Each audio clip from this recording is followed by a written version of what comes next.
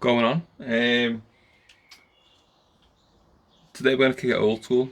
I think a few of you are going to be here from the said video that I'm talking about, but if you remember, I'm going to take this, but I'm not going to put anything here. I'm just going to do this. How to paint a rocker cover. We're doing it again, but this time, like, spicy time, this one. This is off Mr. Oscar's new S13. And we're going to do some nice little hot boy shite to it. Hot boy, wait. Fucking bad saying that, but yeah. Gonna do some squiggly lines, more squiggly lines, a couple more squiggly lines, maybe some squiggly lines over here. And then we will probably take the top off the Nissan and make that nice and shiny. Make that nice and shiny. And paint this a nice rouge. Nice rouge. So yes, let's fucking crack on. I think this is going to go silver. I think that'll be best for this. Put a nice flaky silver over it. Got a nice flaky red for this. I need to rub it down a bit more. Now this is not really a how-to, but it's how I'm going to do it. Basically, I am going to take my grind there, put on a flapper disc, do some squiggly lines. Yeah, now first things first, before doing any of this shit, you want to get all the paint off it. This has already been done to this. Well, majority of the paint's been taken off. And it's all nice and smooth and pretty sexual. But yeah, we're going to tidy up a bit. I'm going to do what I can with it. I've not done it before, so you're learning as I'm learning. If this looks shit, I've got another one. So yeah, we'll spice it up for Mr. Oscar. Don't worry, I'll put my gigs back on. I can actually see again now. For this, you're going to need one grinderino and one flapperino and a bakerino. So what you want to do is you want to take the edge of your grinderino and your flapperino and just kind of do a squiggly line like so. One thing I'm noticing is you've got to kind of go quite a lot. It looks quite shit until you build up and build up and build up. But yeah, just keep it going. Yeah. I'm kind of looking at it and I don't know whether to do more on the Nissan side or not, whether to leave it. Don't know, to do a couple of squiggly lines down by the Nissan. There's not a lot of room really to get the grinder in there to do it, make it look decent. I've noticed you've got to have the grinder, say this is the edge of the grinder where my thumb is, kind of have it tilted a bit to make a nice edge, otherwise it just looks a bit wrong. I think it's probably going to be better if the flap and disc is brand new and mine's rather used. But it's not that bad, to be fair. I'm just hoping, I think it's the way the paint's going to reflect, it's going to make all the difference. Yeah. So I've panel wiped the rock cover to get all dust off and any shit off it. Masked up these two little dicky wickies and this dicky wicky. And yeah, I've made the paint and now I'm going to do some painteroo. I wish I was that good at editing where I could do that and then that bit would be painted, but I am awful, so I'll just do this. Oops. I'm pretty sure there would have been someone watching that going, that's not going to work because you're going to paint over the top of it. I didn't see that coming. I should have seen that coming. So now I'm going to rectify it.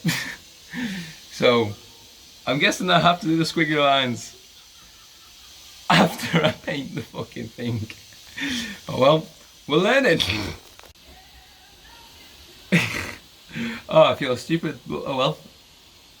I said before, you're learning and I'm learning. So I'm going to let it dry. And then we're going to do some more squiggly lines. That was off until I pushed fucking record. Right, so I spoke to Mr. Comman_GS300 on Instagram. Good friend. And he has done this a few times. And I asked what I'd done wrong. Basically, I had made the paint too thick. You've got to basically, I'm shit. No, you need to make your paint very, very thin, and then it will tint the bare metal. So what I'm going to do is now I've got it back outside, waiting for it to dry. I'm going to do a couple more squiggly lines into it, and try and like fade it in, kind of thing. I don't know. I'm just going to see what I can do. Probably sand the top of it, and then blend it all in with a very, very thin coat of paint. So he said make it 1-to-1 ratio with the with thinners. I done nowhere near that because I'm used to covering stuff. I don't want to cover stuff now, which I'm realising. Second time's the charm. So while I'm working on the rock cover, I've just painted this to silver that I'm happy with. It's got quite a bit of flake into it. I'll put some lacquer on it once we're done with this. One fuck up later, this is where we're up to. I've completely took the paint off as much as I can with what I've got. Gonna do the primer, do the squiggly lines again, and then yeah. Although to be fair, the squiggly lines actually look better now than what they did when I first hit them. They look a lot more refined. So I'm gonna give it some nice more definition again. The silver bits come out really nice. I wish the rest of it did. So primed, nice and white. This section where I've done the scratchy watches and here and there, I've done a very light coat over it this time rather than a heavy coat. So hopefully you get some of the shine through. I'm still going to do more squiggly lines in a second. I think what I'll do is, I should do, I think I'm going to do the squiggly lines first, then do a very thin coat of red, and then I can put more red onto areas where I want more red. That's what I'm going to try this time. I am 200% happier with the way this looks than what it did the first time around. So we've learnt together that primer it, do a light coat on where you've already sanded, and then do your squiggly lines and shit. This is really hard to do in such a small area. The front's a lot easier, and down here wasn't too bad either. Obviously when you move around you can see the different angles. Go at it, don't do it all the same way, because you'll just get the same pattern. If you go from, maybe hold the grinder this way, do a couple that way, then do the grinder the same way the other way, and flip it around, go from each side and shit to get the full on flicky wickies.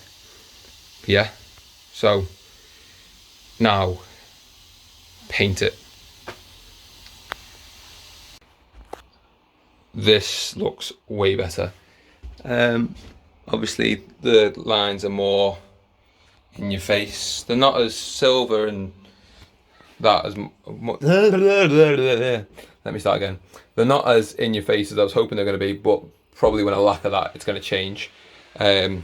Probably still went a little bit too heavy on the coats because it didn't look like it covered it very well.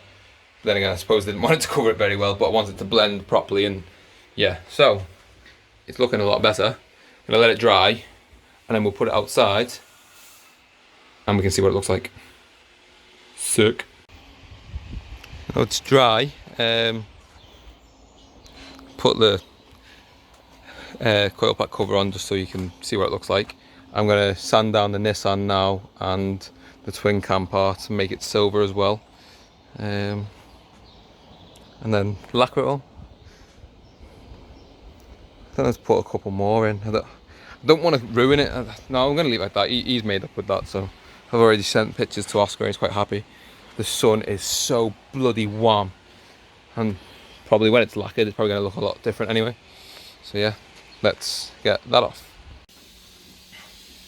Super, super glossy.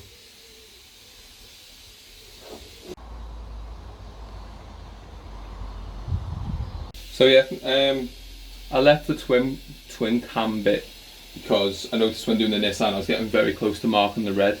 There's a couple little bits, so I just had to touch in with a little bit of paint. I've lacquered it like 4 times. I wanted it to be super glossy, which it is. Gonna let it dry, put it together, and do a nice little showcase of it all back together. Yeah. This has been how not to paint a rock cover and how to paint a rock cover in one. So this is why you should subscribe, because the best of both worlds, and you get to learn as I learn. So yeah, thanks for watching. Shall see you in the next thing I fuck up.